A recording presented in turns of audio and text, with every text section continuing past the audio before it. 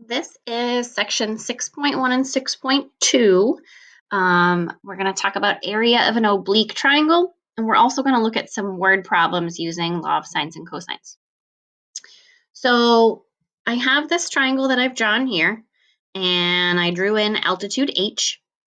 So if I say the sine of angle A is opposite over hypotenuse, because I have that altitude and that right angle drawn in, I'm allowed to do a trig function. So I get that the sine of angle A is h over b. If I cross multiply there and solve, I get that h is b times the sine of A. Now h we just drew in, so that technically doesn't exist in this triangle. So if I'm trying to find area, I know that area is 1/2 the base times the height. So area is 1/2 my base of C times my height, which I just solved for, b sine A. So this is what we call area of an oblique triangle. Now, depending on what sides I have, I can rearrange that. So I could have that area is 1/2. I like to alphabetize these. B times C times the sine of A. This is always my included angle. Get rid of this little included angle. So it's like a side angle, side case. So this could also say 1/2 AB sine of C. Or it could say 1/2 AC sine of B. Okay, so it's two sides with the included angle. So in number 1, it says find the area of a triangular lot with side lengths 24 yards and 18 yards and form an angle of 80 degrees. So not drawn to scale, but I'll call this 80. I'll call this 24 and 18. So I have a side angle, side case, right? My two sides with my included angle. So the area is 1/2 both of those sides, 24 times 18 times the sine of the included angle, 80 degrees. Now, if I go to my calculator, assuming I'm in degree mode and I just plug and chug, I should get a nice number. And I'm going to round to the nearest tenth on this problem. I got 212.7 yards, and because it's area, it's always squared, yards squared.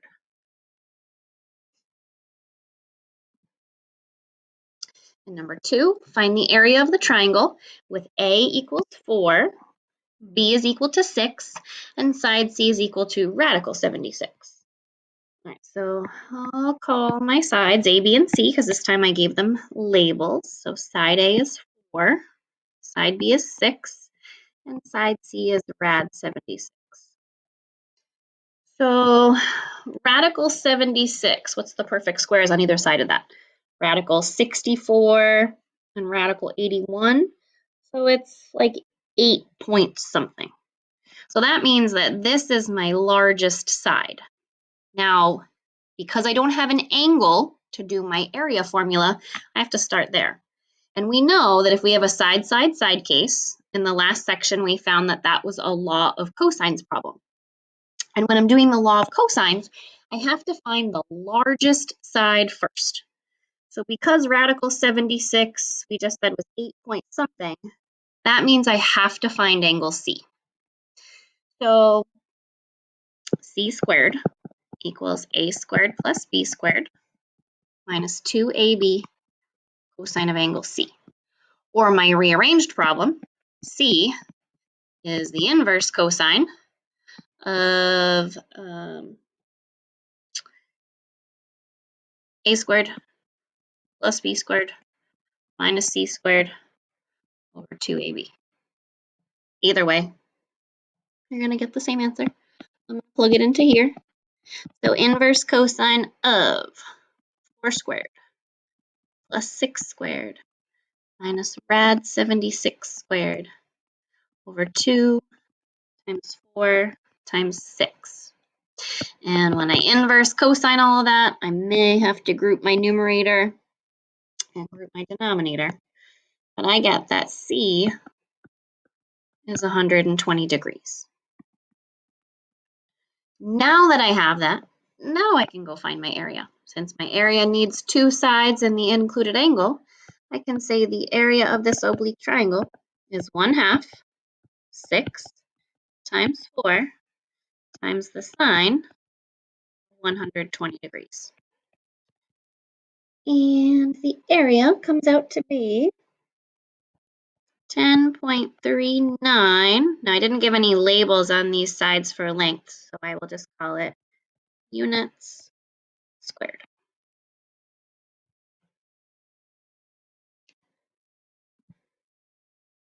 And in number 3, we get super fancy. Now I've given you a quadrilateral, not even a triangle, and I ask you to find the area of it. So, since we've just talked about triangles, I want to try and split this into 2 triangles.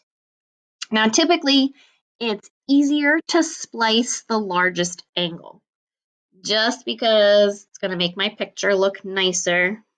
That's kind of the rule I go by. So I'm going to splice that 122. Now, a lot of people want to just say, okay, cool, I cut it in half. That means I've got what, 61 and 61? But it's not an angle bisector when we have this unknown quadrilateral. So we're not allowed to say that. But what I can say is I can call this triangle 1. I'll call this triangle 2. Triangle 1, I'm good to find this area. I have 2 sides in the included angle. Triangle 1 area. 1/2 times 260 times 385 times the sine of 80 degrees. And that gives me 49,289.63 feet squared. So now when I go to try and find triangle 2's area, I'm missing some important things, right? I have one side, I don't have the other sides, and I don't have an angle. So I have to find some of those unknowns before I can find triangle 2's area. So I'm going to draw a line here. I can find this side. I'm going to call that X. Given that I have a side angle side, I can find that by using a law of cosines. I can say X squared equals 385 squared plus 260 squared minus 2 times 385 times 260 times the cosine of 80 degrees.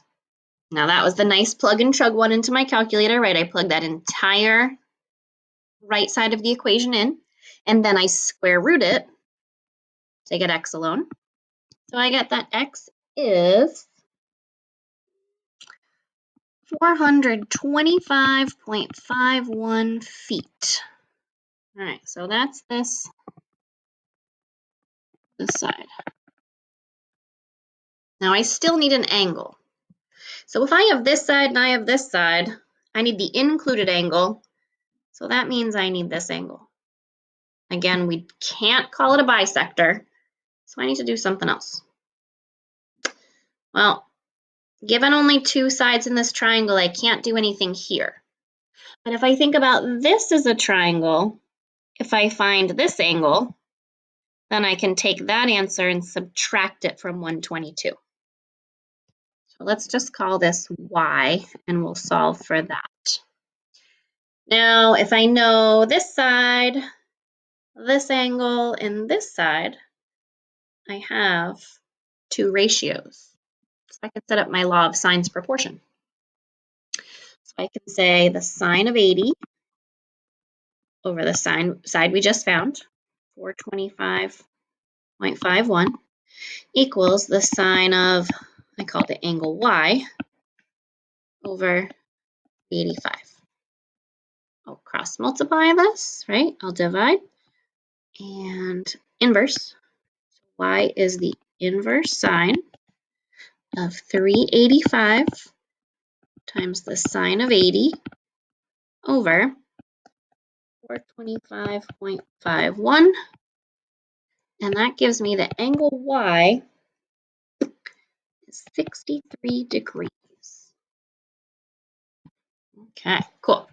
So now, if that's 63, if I subtract it from 122, That tells me that this side is 59.